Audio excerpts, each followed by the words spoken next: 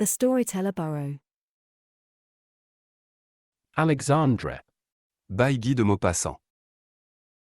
At 4 o'clock that day, as on every other day, Alexandre rolled the three-wheeled chair for cripples up to the door of the little house. Then, in obedience to the doctor's orders, he would push his old and infirm mistress about until 6 o'clock. When he had placed the light vehicle against the step, just at the place where the old lady could most easily enter it, he went into the house, and soon a furious, hoarse old soldier's voice was heard cursing inside the house. It issued from the master, the retired ex-captain of infantry, Joseph Maramballe. Then could be heard the noise of doors being slammed, chairs being pushed about, and hasty footsteps, then nothing more. After a few seconds, Alexandre reappeared on the threshold, supporting with all his strength Madame Maramballe, who was exhausted from the exertion of descending the stairs. When she was at last settled in the rolling chair, Alexandre passed behind it, grasped the handle, and set out toward the river. Thus they crossed the little town every day amid the respectful greeting of all. These bows were perhaps meant as much for the servant as for the mistress, for if she was loved and esteemed by all, this old trooper, with his long, white, patriarchal beard, was considered a model domestic. The July sun was beating down unmercifully on the street, bathing the low houses in its crude and burning light. Dogs were sleeping on the sidewalk in the shade of the houses, and Alexandre, a little out of breath, hastened his footsteps in order sooner to arrive at the avenue which leads to the water. Madame Maramballe was already slumbering under her white parasol, the point of which sometimes grazed along the man's impassive face.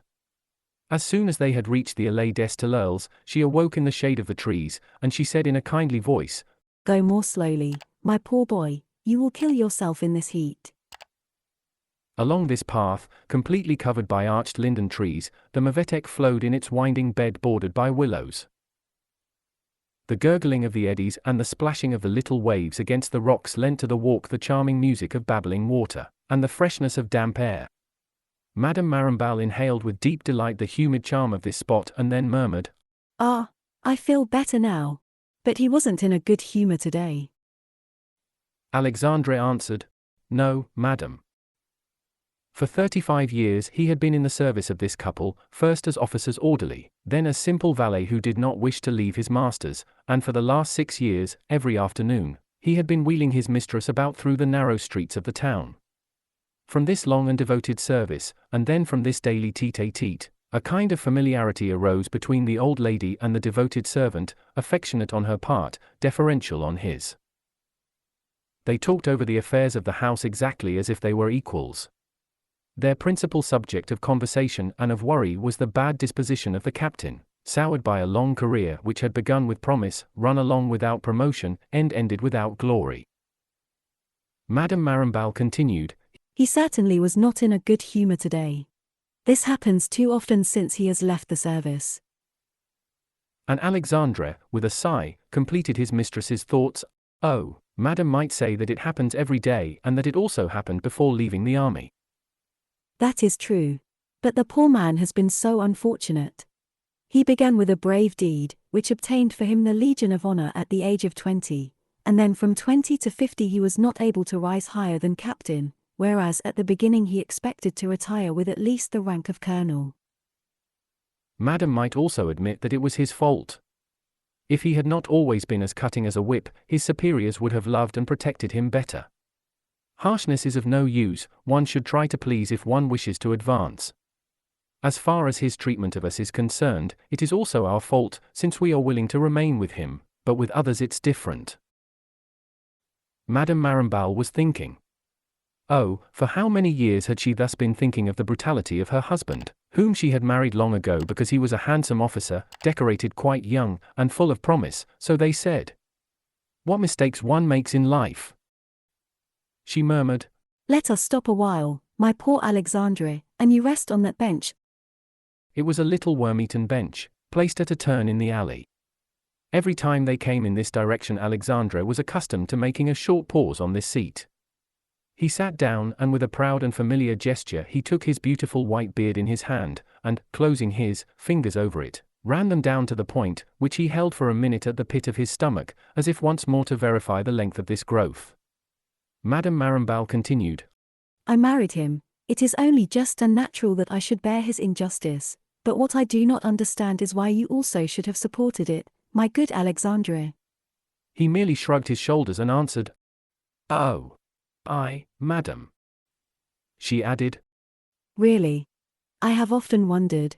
When I married him you were his orderly and you could hardly do otherwise than endure him. But why did you remain with us, who pay you so little and who treat you so badly, when you could have done as everyone else does, settle down, marry, have a family? He answered, "Oh, madam. With me it's different." Then he was silent, but he kept pulling his beard as if he were ringing a bell within him, as if he were trying to pull it out, and he rolled his eyes like a man who is greatly embarrassed. Madame Maramballe was following her own train of thought. You are not a peasant. You have an education. He interrupted her proudly, "I studied surveying, madam."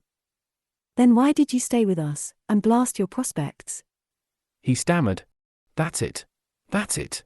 It's the fault of my disposition." How so, of your disposition? "Yes, when I become attached to a person I become attached to him, that's all." She began to laugh. You are not going to try to tell me that Maramballe's sweet disposition caused you to become attached to him for life? He was fidgeting about on his bench visibly embarrassed, and he muttered behind his long beard, "It was not he, it was you." The old lady, who had a sweet face, with a snowy line of curly white hair between her forehead and her bonnet, turned around in her chair and observed her servant with a surprised look, exclaiming, My poor Alexandre. How so? He began to look up in the air, then to one side, then toward the distance, turning his head as do timid people when forced to admit shameful secrets. At last he exclaimed, with the courage of a trooper who is ordered to the line of fire, "You see, it's this way. The first time I brought a letter to Mademoiselle from the lieutenant, Mademoiselle gave me a franc and a smile, and that settled it. Not understanding well, she questioned him. Explain yourself." Then he cried out, like a malefactor who is admitting a fatal crime, "I had a sentiment for Madame." There. She answered nothing, stopped looking at him, hung her head, and thought. She was good, full of justice, gentleness, reason, and tenderness. In a second she saw the immense devotion of this poor creature, who had given up everything in order to live beside her, without saying anything. And she felt as if she could cry. Then, with a sad but not angry expression, she said, "Let us return home." He rose and began to push the wheeled chair. As they approached the village they saw Captain Maramballe coming toward them. As soon as he joined them he asked his wife, with a visible desire of getting angry, "What have we for dinner?" Some chicken with flageolets. He lost his temper. Chicken. Always chicken. By all that's holy, I've had enough chicken. Have you no ideas in your head, that you make me eat chicken every day? She answered, in a resigned tone, But, my dear, you know that the doctor has ordered it for you. It's the best thing for your stomach. If your stomach were well, I could give you many things which I do not dare set before you now. Then, exasperated, he planted himself in front of Alexandre, exclaiming, "Well, if my stomach is out of order it's the fault of that brute. For 35 years he has been poisoning me with his abominable cooking." Madame Maramballe suddenly turned about completely, in order to see the old domestic. Their eyes met, and in this single glance they both said, "Thank you," to each other.